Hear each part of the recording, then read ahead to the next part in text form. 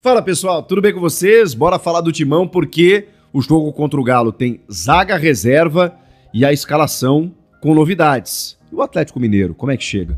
Chega mais, eu sou o Chico Garcia, inscreva-se no canal e vamos juntos. Bom pessoal, tem que apagar aquela imagem do clássico diante do Santos na Vila Belmiro, isso todo mundo sabe. Então a postura ela tem que ser diferente e a escalação vai ser também. Diante da torcida, Neoquímica Arena, buscando uma segunda vitória consecutiva, depois da vitória sobre o Mirassol.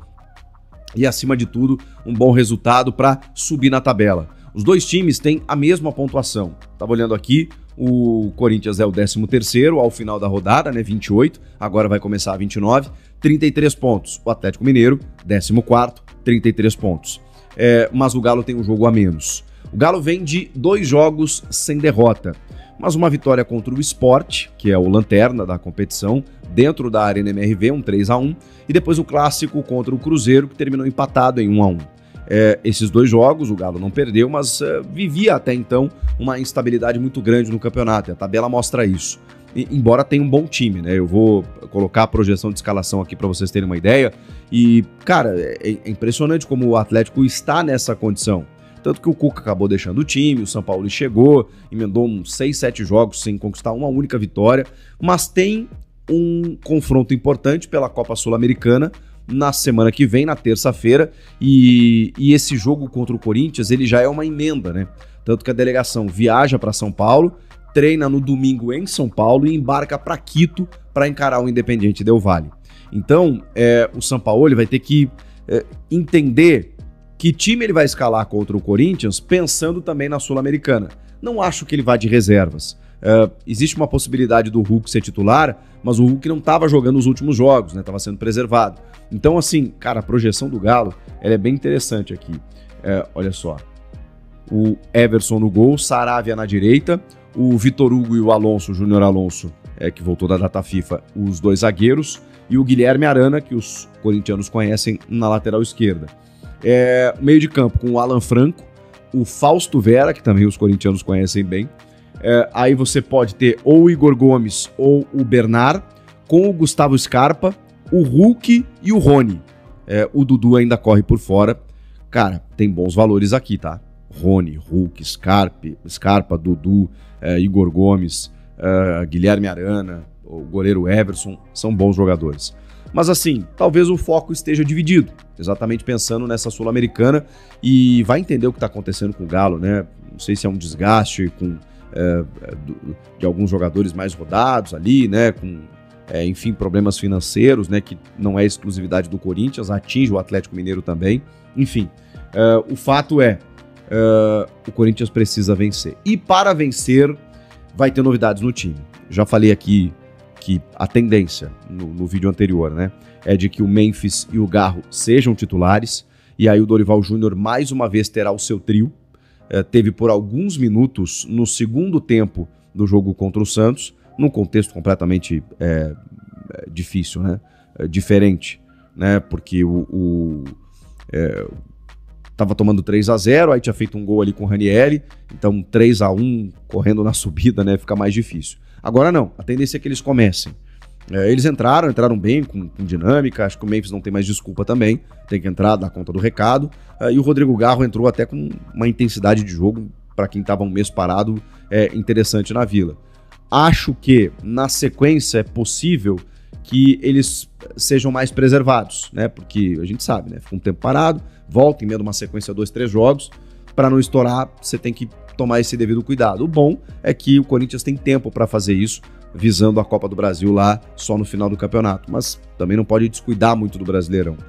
Houve um ingrediente novo aí, cara, que a gente precisa colocar, mesmo que eu não entenda como um risco tão grande, mas o Vitória ganhou o clássico contra o Bahia e ele diminuiu a distância dessas equipes que estão fora do Z4 para a zona do rebaixamento, porque o Vitória ele foi a 28 pontos e o Corinthians agora tem 33, são 5 pontos de distância.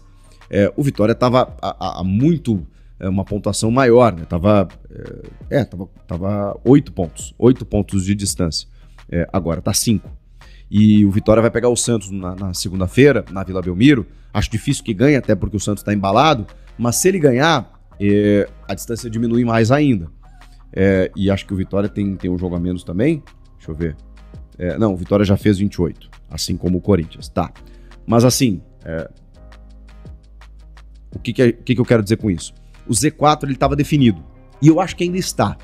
Mas o Vitória gerou esse ingrediente novo, de um time que está perto de sair. Faltando 10 rodadas, ele ainda tem chances matemáticas. Então não dá para vacilar. Esse é o recado que eu quero passar. Não acho que tenha risco. Acho que tem equipes que estão correndo mais risco do que o Corinthians, que é o caso do Inter, que é o caso do Santos, né, que tá ali, que não pode vacilar e que enfrenta o Vitória agora. Mas, repito, não dá para vacilar. Nesse jogo contra o Galo, o Corinthians tem algumas novidades, além dos jogadores que voltam, né? Começando como titulares, né? O Memphis e o Garro. E a tendência é que seja o trio. O Guinegão corre por fora, né? Então daqui a pouco, se ele quiser deixar o Memphis no banco para fazer um ataque Yuri e Guinegão, não acho que ele vai fazer isso. Acho que o Dorival, até jogando em casa para dar uma resposta no clássico e pela pressão que tá sofrendo o Memphis por jogar na seleção da Holanda e não no time, eu acho que ele vai colocar e vai dizer, é com vocês, resolvam essa parada. Vai botar nos cascudos. Eu acho que é isso que vai acontecer. Mas enfim, é só uma projeção aqui. E também o André Carrilho deve estar no banco de reservas para poder ser uma alternativa no segundo tempo. O André Ramalho tá fora, não conseguiu se recuperar a tempo e isso é um problemaço, porque o Gustavo Henrique está suspenso pelo terceiro cartão amarelo e diante disso o Dorival Júnior vai ter que escalar uma zaga reserva. Trata-se do João Pedro Choca, ok, vem entrando, dando conta do recado, seja linha de 4, 3 zagueiros, ele vem correspondendo. O problema é que ou você aposta no Kaká ou no Félix Torres. Eu acho que ele vai de Kaká. Eu acho que na hierarquia, o que menos comprometeu, putz, que duro falar isso, hein, é o Kaká.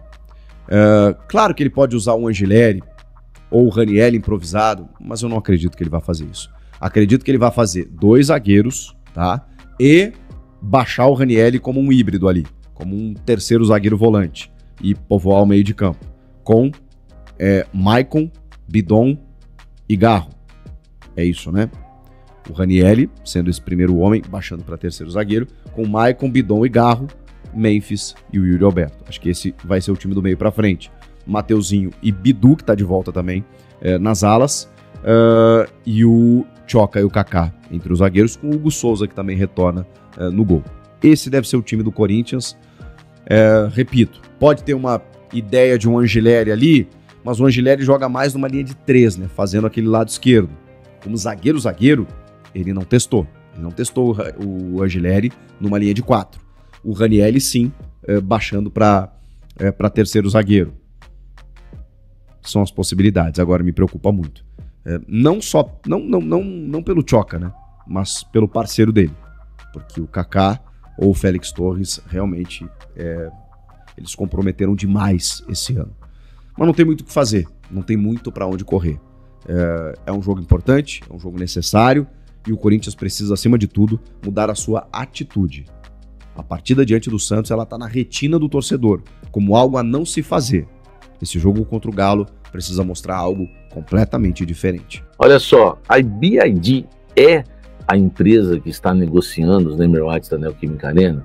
Olha, é uma das interessadas, mas não é a empresa que o Corinthians aposta todas as suas fichas. O Corinthians tem uma carta na manga, o presidente Osmar Stabile não revela para ninguém, mas existe uma empresa hoje negociando com o Corinthians. Eu já trouxe isso para vocês na semana passada, que não é bet, tá? E que pode ser aí a nova empresa, o novo nome da Neoquímica Arena. Claro que não está nada fechado, é uma negociação, mas como vocês me perguntaram hoje pela manhã, ou melhor, na hora do almoço, no almoço com a Fiel, sobre a BID, eu pensei comigo, pode ser que seja, porque é uma empresa que não é bet, que chega para concorrer com as bets, porque a Betano fez proposta pelos name rights de camisa, o Corinthians não aceitou o valor ainda. Tem outras bets também na briga, inclusive a Esportes da Sorte. Lembrando que essas informações eu trouxe todas com exclusividade para vocês, né? Enfim, não sei se o pessoal deu crédito por aí, mas eu estou trazendo sempre notificação para Esportes da Sorte. O Corinthians quer 200 milhões na camisa, né? Os 700 milhões que o Corinthians quer para os name rights, enfim. Continua firme e forte aí as negociações, mas essa empresa não é a BID, tá? Então essa é a informação que eu tenho. Houve o contato da BID, mas o Corinthians está não só pelos name rights, mas se há interesse de fazer alguma parceria com o Corinthians, mas o Corinthians está atento com as empresas, o Corinthians está cauteloso na questão de ser usado. O Corinthians entende que muitas empresas, tem acontecido isso aí na mídia, não sei se vocês têm percebido, né, algumas empresas querendo usar o nome do Corinthians para hypar, né, e para, inclusive, estar na mídia, né, estar aí conseguindo fazer o seu marketing. E o Corinthians entende que a BID entrou em contato com o clube, mas o Corinthians quer entender se é mais uma empresa, né, que está aí, né, tentando hypar ou se realmente tem interesse. É um discernimento que o Corinthians vai ter, tá, com o andar das conversas. Mas a empresa que o Corinthians negocia para name rights, que o Corinthians está apostando as suas fichas e meio que não aprovou ainda a proposta, mas achou interessante, que dá para melhorar, não é a BID, tá bom? Essa é a informação que eu tenho para passar para vocês. Dr. André Jorge pediu demissão da sua função, né, ele que liderava o departamento médico do Corinthians, e digo mais, hein? Fazia para mim um trabalho muito bom. Eu não culpo o departamento médico pelas lesões que ocorrem no Corinthians. As lesões que ocorrem no Corinthians, para mim, é devido a... Primeiro que as coisas acontecem no futebol. Não dá para prever que um jogador vai romper os ligamentos do tornozelo, o carrídeo. É uma coisa que acontece, meu amigo. É igual o boxeador quebrar o nariz, velho. Entendeu? É igual o boxeador tomar uma muqueta uma bem dada no queixo. Normal. Então, assim, não dá para prever. E fora isso, para mim é um elenco envelhecido, que oferece mais riscos de lesão do que outros elencos.